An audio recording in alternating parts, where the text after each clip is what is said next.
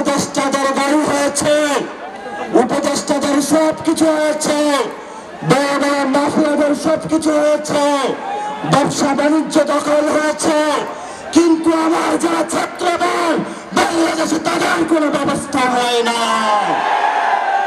যেই জনগণের ট্যাক্সের টাকা প্রশাসন চালিত হয়, সেই প্রশাসন যদি জনগণের কল্যাণ না করতে পারে, এমন প্রশাসন বাংলাদেশে আমরা চাই না, চাই না, চাই না।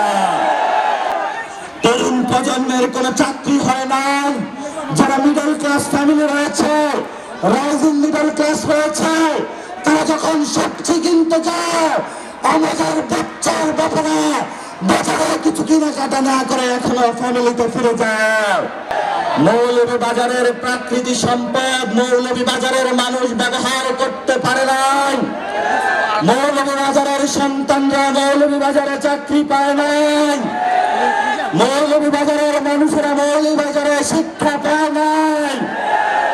আমরা পাহাড়ে পুঞ্জিতে গিয়েছিলাম, এখানে বিভিন্ন জাতিগোষ্ঠীর মানুষ রয়েছে, তাদের সাথে কথা হয়েছিল।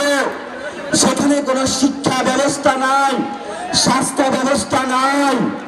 আর এখানে যারা প্রশাসনের রয়েছেন, তারা ব্রিটিশ আমলের যারা লাট সাহেব, তাদের মতো জনগণের সাথে ব্যবহার করে।